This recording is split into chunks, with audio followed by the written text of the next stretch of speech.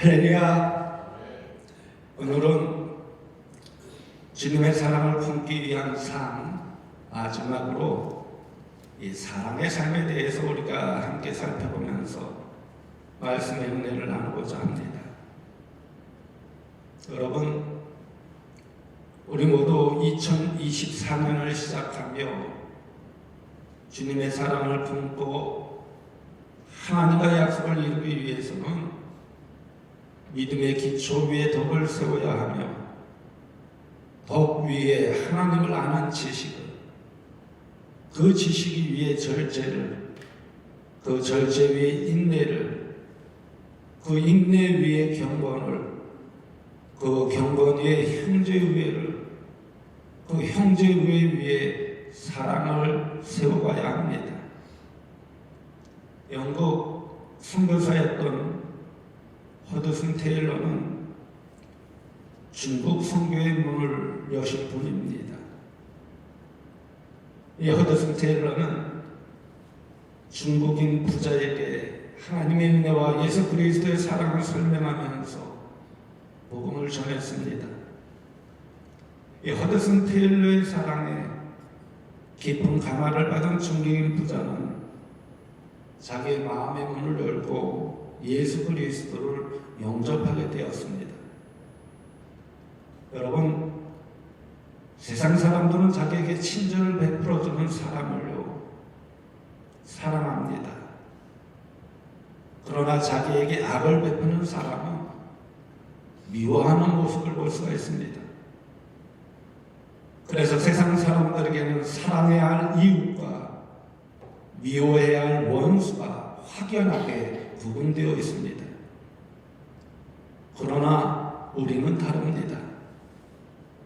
우리는 우리에게 선을 행하는 사람이나 우리에게 악을 행하는 사람이나 누구든지 사랑을 베풀면서 살아가야 한다는 것입니다. 그래서 예수님은 우리들에게 이웃과 원수의 구분이 있을 수 없다고 말씀하여 주고 계십니다.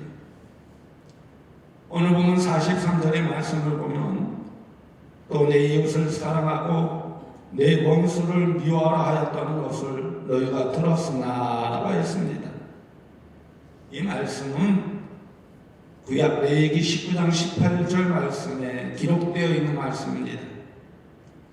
원수를 갚지 말며 동포를 원망하지 말며 내 이웃 사랑하기를 내 자신과 같이 사랑하라. 나는 여호와니라. 여기서 이웃 사랑하기를 내 자신과 같이 사랑하라는 말씀은 신약 성경에도요 여러 번 나옵니다. 예수님도 이 말씀을 인용하셨고 사도 바울과 사도 야고보도 역시 이 말씀을 인용하여 말씀하였습니다. 이 말씀에서 이웃 사랑에 대한 중요한 성경적인 원리가 있는데 사랑의 대상에는 아무런 제한이 없다는 것입니다. 그래서 우리가 우리의 이웃은 물론이거니와 우리를 미워하는 원수까지도 사랑해야 된다는 것입니다. 또한 사랑은 단순한 감정이나 느낌이 아니라 언제나 구체적으로 실천이 되어야 한다는 것입니다. 하나님은 우리를 말로만 사랑하는 것이 아니라 독생자 예수 그리스도를 아낌없이 우리에게 보내주셨습니다. 이처럼 하나님은 사랑을 구체적인 행동으로 우리에게 보여주셨습니다. 그러기에 이웃에 대한 우리의 사랑도 구체적인 행동으로 나타나야 한다는 것입니다. 그래서 말과 혀로만 사랑하는 것은 참된 사랑이 아니라는 것입니다. 반드시 행함과 진실함이 따라야 하며 실천되어져야 된다는 것입니다. 예수님은 이 사실을 선한 사마리아 사람의 비유를 통해서 우리에게 분명히 말씀하여 주고 있습니다. 제사장과 레위 사람은 같은 동족이었으나 강도를 만나서 거의 죽게 된 사람을 모른 채 했습니다. 그러나 사마리아 사람은 강도를 만나 길에 쓰러져 있는 유대인을 보살펴주는 모습을 볼 수 있습니다. 여기서 누가 참된 이웃이냐 하는 것입니다. 제사장이나 레위 사람은 모두 같은 동족인 유대인들이었습니다. 지금 자기 동족 유대인이 강도를 만나서 다 죽어가는 채로 버려져 있는데도 그들은 그냥 보고서 그를 피해 지나갔습니다. 그들도 마음속으로는 불쌍하다는 그 생각을 가졌을 것입니다. 그러나 그것은 사랑이 될 수 없으며 사랑은 구체적인 행동으로 나타나야 된다는 것입니다. 그러기에 사랑을 구체적인 행동한 사마리아 사람만이 바로 강도 만난 자의 이웃이라고 말씀하여 주고 있습니다. 그래서 오늘 보면 43절 말씀에 또 내 이웃을 사랑하고 내 원수를 미워하라 하였다는 것을 너희가 들었으나 라고 했습니다. 여기서 들었으나라는 말씀은요, 예수님이 긍정적인 차원에서 말씀하신 것이 아니라 부정적인 차원에서 말씀하신 것입니다. 너희가 지금까지는 서기관과 바리새인들에게서 이러한 가르침을 받았지만 사실은 그렇지 않다라는 것입니다. 그래서 예수님은 이러한 뜻으로 말씀하신 것입니다. 이것은 예수님이 마태복음 5장 말씀에서 서기관과 바리새인들의 잘못된 가르침을 일깨워주는 말씀이기도 합니다. 그 당시 서기관과 바리새인들은 자기들의 편의에 위해서 내 이웃을 사랑하고 내 원수를 미워하라고 하셨습니다. 이 말씀은요, 레위기 19장 18절 말씀에 없는 말씀을 이 서기관과 바리새인들이 임의대로 집어넣은 것입니다. 그러면서 그들은 자기들의 편의에 위해서 아주 중요한 말씀을 빼버렸습니다. 그것은 그들이 사랑의 대상을 제한시켰다는 것입니다. 그들은 사랑의 대상에는 제한이 없다는 원리를 무시하였습니다. 그러면서 백성들에게 내 이웃을 사랑하고 내 원수를 미워하라 라고 가르쳤던 것입니다. 그들은 자기들의 가르침을 부각시키기 위해서 성경에도 없는 내 원수를 미워하라는 말씀을 임의대로 덧붙였던 것입니다. 여러분, 우리가 아무리 구약 성경을 찾아보아도 내 원수를 미워하라는 말씀이 있습니까? 없습니까? 없어요. 한번 여러분 구약 성경 한번 찾아보세요. 내 원수를 미워하라, 이 말씀 아무리 찾아봐도 전혀 없습니다. 그러나 서기관과 바리새인들은 이 사랑의 대상을 제안해서 그릇되게 가르치고 있는 모습을 볼 수가 있습니다. 그리고 서기관과 바리새인들은 사랑을 구체적으로 나타내지 않고 말로만 사랑한다, 모든 것을 사랑으로 해야 된다 이야기하고 있는 것입니다. 여러분, 이것이 얼마나 외식적입니까? 앞에서 선한 사마리아 사람의 비유를 다시 한번 생각해 보십시오. 제사장이나 레위 사람은 말로만 사랑하라고 이야기했습니다. 그러나 자기 동족인 유대인이 강도를 당했다는 때도 불구하고 그들은 그저 피해서 지나가 버렸습니다. 왜 그랬을까요? 서기관과 바리새인은 사람에게 보이기를 좋아했던 사람들입니다. 그들은 사람들에게 영광받기를 좋아했습니다. 그들은 잔치집에 가서도 언제나 상자에 앉기를 좋아했습니다. 그래서 그들은 자기 스스로를 유력게 여겨서 대접받았던 사람들이었습니다. 그리고 그들은 충분히 자기들은 그럴 자격이 있다고 생각했던 사람들이었습니다. 그래서 바리새인은 성전에서 이렇게 기도했습니다. 하나님이여, 나는 다른 사람들 곧 토색, 불의, 간음을 하는 자들과 같지 아니하. 이 세리와도 같지 아니함을 감사하나이다. 이처럼 서기관과 바리새인들은요, 자기들이 다른 사람들과 다르다고 생각했습니다. 그리고 다른 사람과 다른 곳의 긍지를 느끼며 자부심을 가지면서 살았던 사람들이었습니다. 그러니 어떻게 다른 사람들을 자기들과 똑같이 여기면서 사랑할 수 있겠냐는 것입니다.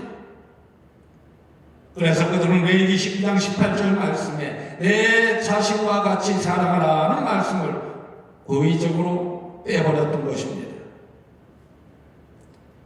그런데 하나님은요, 성전에서 기도하던 바리새인과 세리들을 보시고 누구를 더 위롭다고 여기셨습니까? 하나님 세리를 더 위롭다고 여기셨습니다. 서기관과 바리새인들은 세리를 원수처럼 취급하면서 미워했습니다. 그런데 서기관과 바리새인들의 의는 사실 세리의 의보다도 더 못한 수준이었다는 것입니다. 그러니 어찌 그런 외식적인 의를 가지고 천국 백성이 되겠다고 말할 수가 있겠냐는 것입니다.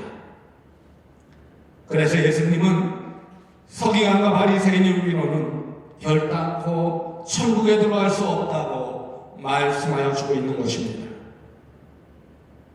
그래서 예수님은요, 오늘 보면 44절 말씀에 보면 나는 너에게 이르노니 너희 원수를 사랑하며 너희를 박해하는 자를 위하여 기도하라 라고 했습니다.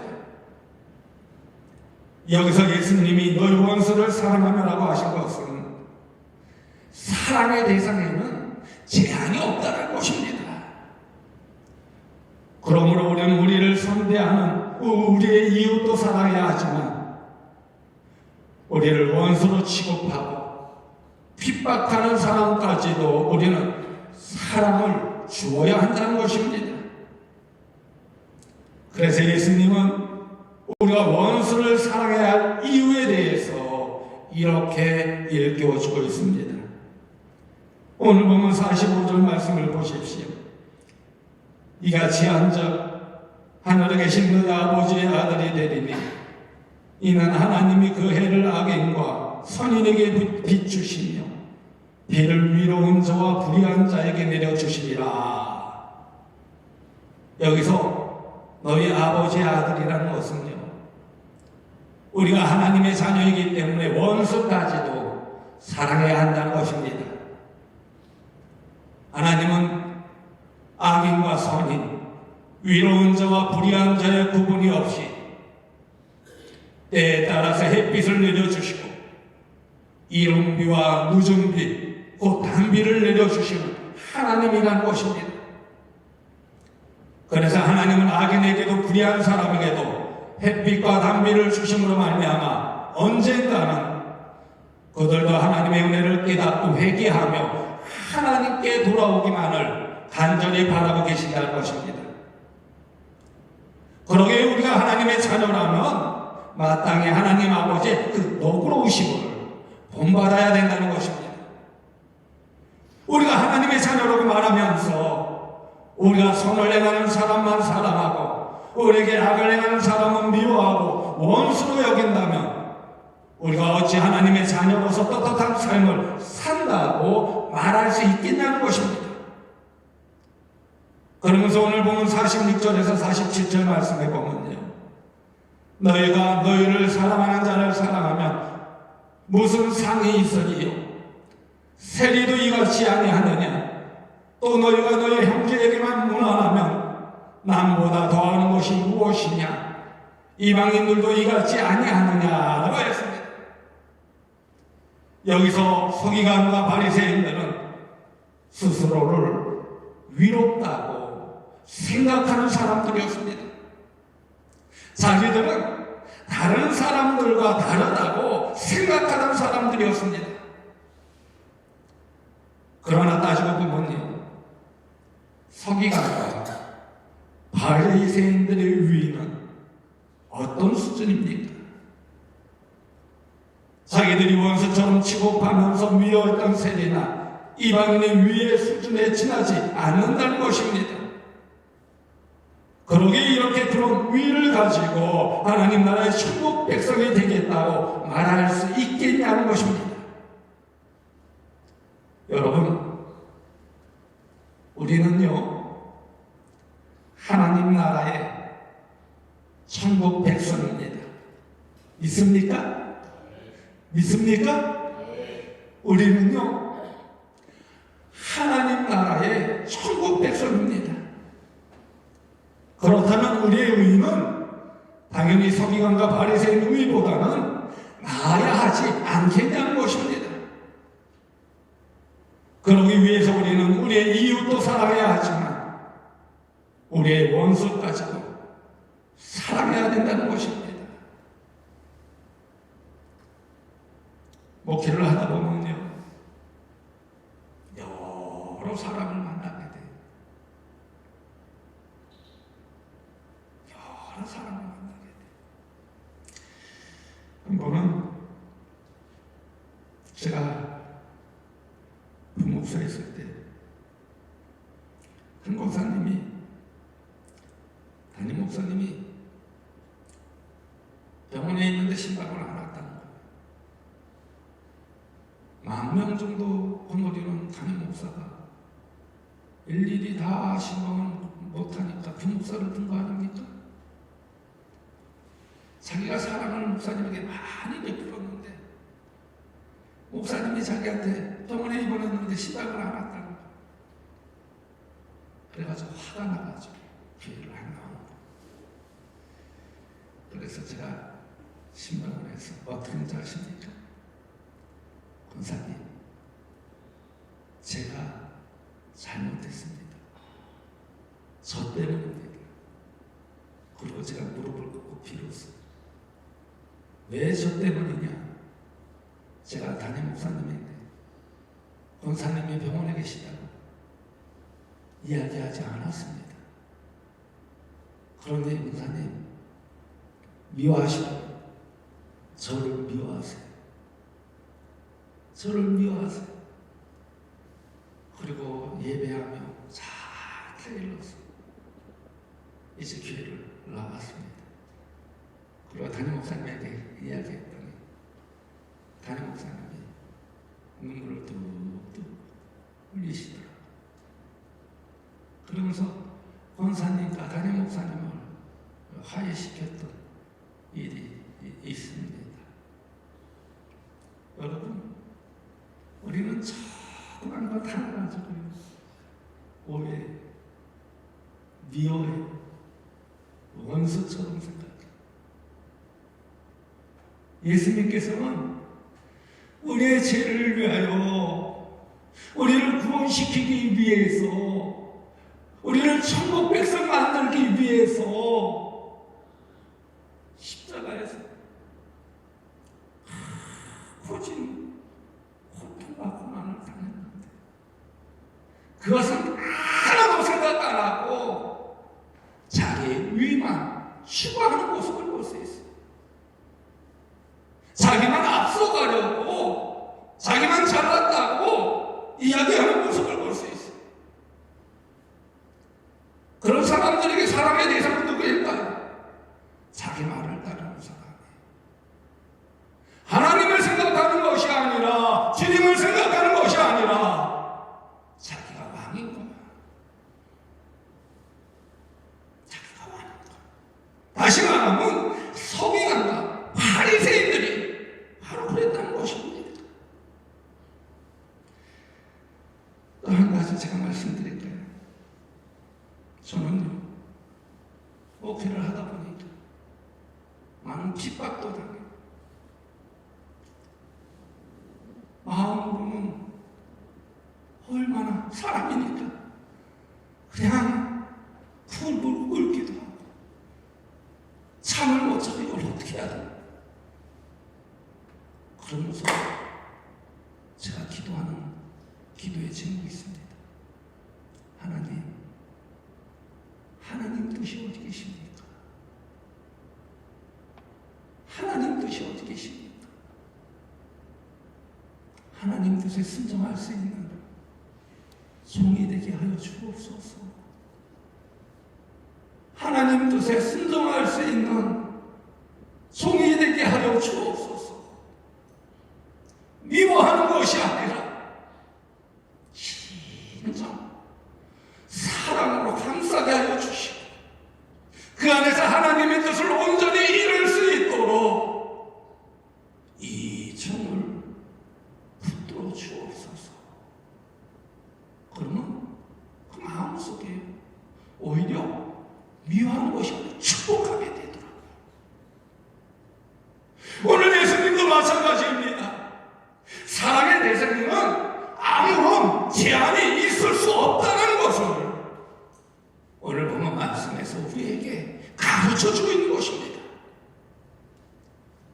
그러고 난 뒤에 예수님은 두 번째 원리로 사랑은 구체적으로 표현되어져야 한다고 합니다. 오늘 본문 말씀을 보면 이웃사랑에 대한 구체적인 표현이 세 가지로 나타납니다. 그 첫 번째는 오늘 보면 44절 말씀에 너희를 박해하는 자를 위하여 기도하라 라고 하셨습니다. 이 말씀은 누가 우리를 핍박한다고 해서 미워하거나 저주하지 말고 그를 위해 기도해야 된다는 것입니다. 그러면 우리 자신의 마음에 평안이 찾아오게 된다는 것입니다. 그래서 그를 이해할 수 있고 긍휼히 여길 수 있고 사랑할 수 있는 그 마음이 생기게 된다는 것입니다. 영국에 유명한 설교가가 있죠. 누구일까요? 찰스 스펄전 목사입니다. 이 찰스 스펄전 목사님이요 아주 유명한 말을 남겼습니다. 그 말은 한번 따라해 보십시오. 기도는 긍휼의 선봉이다. 다시 기도는 긍휼의 선봉이다. 그러게 기도를 앞세우면 반드시 그 뒤에 긍휼이 따라온다는 것입니다. 우리가 어떤 사람을 위해 기도하다 보면 그를 긍휼히 여기는 마음이 우리 마음에 생기게 된다는 것입니다. 여러분, 누가 미운 생각이 듭니까? 그를 위해서 진정으로 축복하면서 기도해 보시기 바랍니다. 그러면 우리 자신의 마음이 바꾸어져서 그를 사랑하는 마음이 생기게 된다는 것입니다. 두 번째는요, 오늘 보면 45절의 말씀을 보면 이같이 한즉 하늘에 계신 너희 아버지의 아들이 되리니 이는 하나님이 그 해를 악인과 선인에게 비추시며 비를 위로운 자와 불의한 자에게 내려주심이라 라고 했습니다. 이 말씀은요, 농부에게 있어서 햇빛과 적절한 때에 이른 비와 늦은 비는 꼭 필요하다는 것입니다. 하나님은 악인이나 불의한 자나 햇빛을 비추시며 때를 따라서 이른 비와 늦은 비를 내려주신다는 것입니다. 바로 이것은 농부에게 절대적으로 필요한 것이기 때문입니다. 그렇다면 여러분, 사랑은 무엇일까요? 말과 혀로만 하는 것이 아니라 필요한 자에게 필요를 채워 주는 것입니다. 그러기에 그가 필요로 하는 것을 행동으로 베풀며 선행하라는 것입니다. 그리고 세 번째는요, 본문 47절 말씀에 또 너희가 너희 형제에게만 무난하면 남보다 더한 것이 무엇이냐 이방인들도 이같지 아니하느냐라고 했습니다. 이 말씀은 반가운 얼굴로 내가 먼저 인사하라는 것입니다. 누가 나를 미워한다고 해도 내가 먼저 인사하라는 거예요. 반가운 얼굴로. 나도 못마땅해 여기고 못 본 척하게 되면 하나님의 자녀답지 못하다는 것입니다. 그러게 내가 먼저 손을 내밀어서 화해 악수를 청하고 밝은 얼굴로 먼저 찾아가서 인사하라는 것입니다. 한 예를 들면요, 교회에 와서 말씀의 은혜를 받고 집에 가려는데 누가 얼굴을 붉히면 은혜가 될까요? 안 될까요? 교회 와서 말씀의 은혜를 잔뜩 받고 집에 가려고 하는데 얼굴을 붉히는 거예요. 그럼 은혜가 돼야 한대요. 교회 오고 싶은 마음이 싹 사라지고 말 것입니다. 저에게 그런 이야기를 하신 분들도 많아요. 그러면 하나님이 그 모습을 보시고 기뻐하실까요? 안 기뻐하실까요? 그것은 그 사람뿐만이 아니라 하나님에게도 죄를 짓게 된다는 것입니다. 명심하십시오. 그것은요, 그 사람뿐만 아니라 하나님에게도 죄를 짓게 된다는 것입니다. 그러기에 교회 안에서 절대로 얼굴 붉히지 마세요. 아멘. 아멘. 아멘 안 하시는 분들 얼굴 붉히려고 그러세요? 절대 예배 끝나고 얼굴 붉히지 마세요. 아무리 마음에 쌓인 것이 있더라도 붉히지 마세요. 한가운 얼굴로 한가운 모습으로 내주십시오.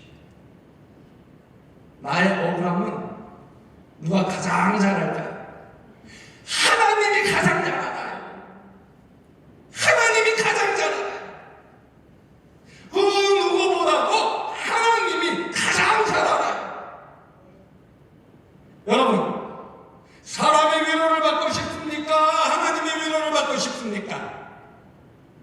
예? 누구의 위로를 받고 싶어요? 사람의 위로를 받는 것이 더 좋아요? 하나님의 위로를 받는 것이 더 좋아요? 하나님의 위로를 받는 것이 더 좋지 않습니까? 하나님이 다 위로하여 주신다는 거예요.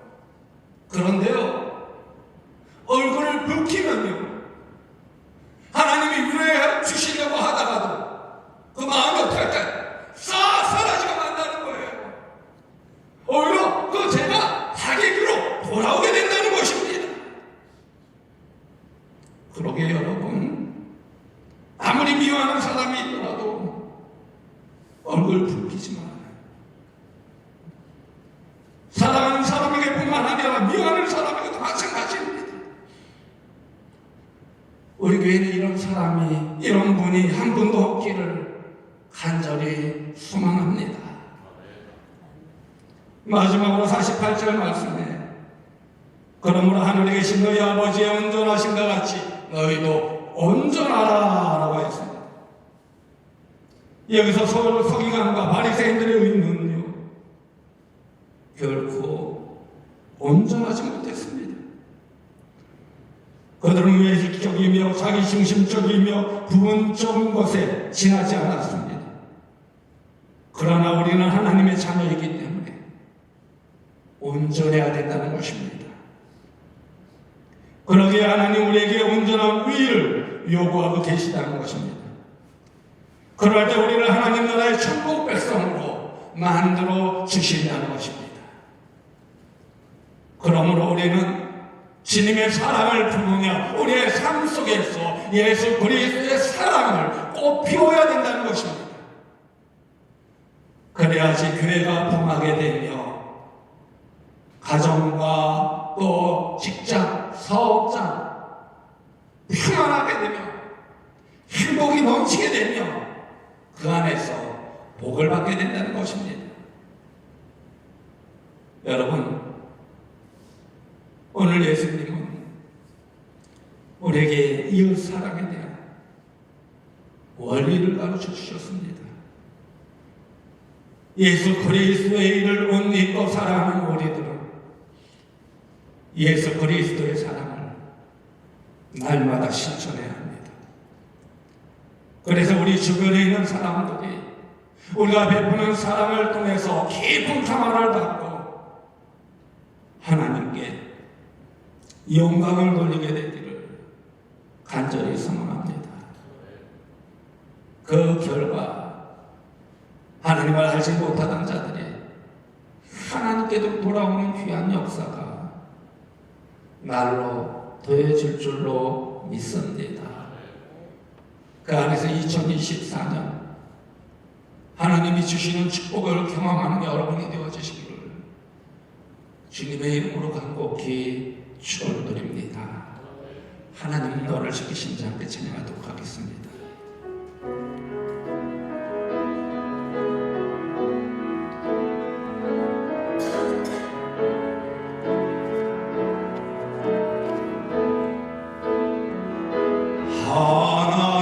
하나님은 너를 지키시는 자 너의 우편에 그늘 대시니 낮에 해와 밤에 달도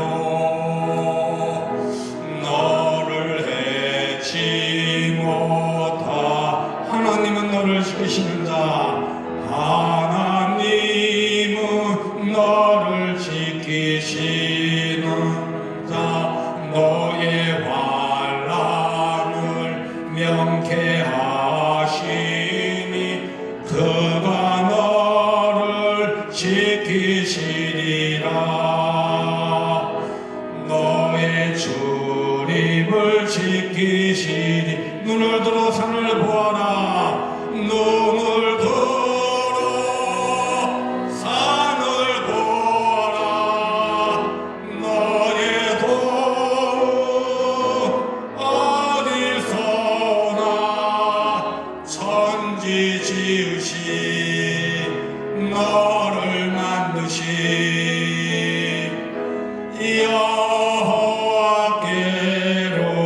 여호와께로다. 여러분, 눈을 다 감으시기 바랍니다. 그리고 여러분의 삶이 하나님을 기쁘시게 하는 삶이 되기 원하십니까? 2024년 승리함을 얻기 원하십니까? 우리는 우리에게 선을 행하는 사람이나 우리에게 악을 행하는 사람이나 누구든지 사랑을 베풀면서 살아가야 합니다. 사람의 대상에는 아무런 제한이 없다는 것입니다. 우리 이웃은 물론 우리를 미워하는 원수까지도 사랑해야 합니다. 사랑은 단순한 감정이나 느낌이 아니라 언제나 구체적으로 실천되어야 합니다. 하나님은 우리를 말로만 사랑한 것이 아니라 독생자 예수 그리스도를 아낌없이 우리에게 보내주셨습니다. 그리고 예수님의 십자가로 말미암아 그 사랑을 보여주셨습니다. 그러기에 말과 혀로만 사랑을 말하는 자가 아니라 행동으로 사랑을 실천하는 여러분이 되어주시길 간절히 소망합니다. 그리고 예수님의 사랑을 본받아 원수까지 사랑하고 살아가는, 그 안에서 하나님을 기쁘시게 하는, 그 안에서 하나님의 능력과 하나님의 역사와 하나님의 기적을 체험하는 여러분이 되어지길 간절히 소망합니다. 그럴 때 분명 여러분 한 사람 한 사람을 통해서 하나님의 크신 역사가 반드시 이루어지게 될 줄로 믿습니다. 이 시간 나같이 오늘 말씀을 생각하며 결단의 기도를 드리도록 하겠습니다. 주여 아버지,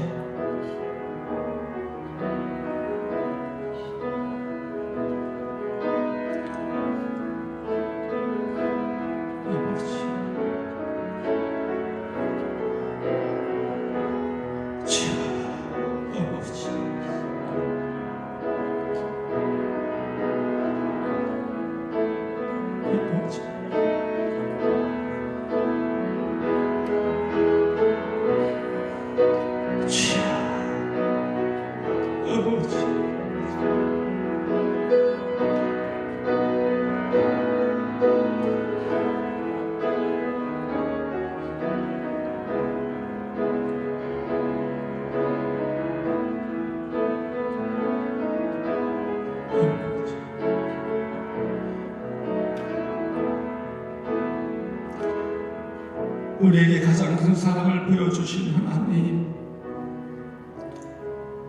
하나님의 굳으신 사랑과 은혜 속에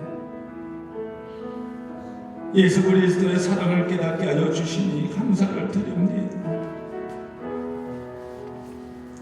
우리 모두 하나님의 굳으신 사랑을 더욱 체험하며 그 사랑을 나누며 자라는 삶이 되게 하여 주옵소서. 그리고 저희들에게 원수까지도 사랑할 수 있는 큰 사랑을 주셔서 기도하며 관용을 베풀게 하여 주옵소서. 하나님 나라의 백성으로서 사랑의 대상에 제한을 두지 않고 서로 사랑하게 하여 주옵소서. 그래서 긍휼히 여길 수 있는 마음을 주셔서 원수를 위해 기도할 수 있는 주님의 마음을 부어 주옵소서. 그 안에서 주님이 보여주신 사랑과 생명의 길을 우리도 따라 걸어갈 수 있도록 은혜 베풀어 주옵소서. 그리하여 주님의 사랑의 마음을 품으며 우리의 삶 속에서 예수님의 사랑을 꽃피우게 하여 주옵소서. 예수님의 이름으로 감사하며 축복하며 기도드리옵나이다. 아멘.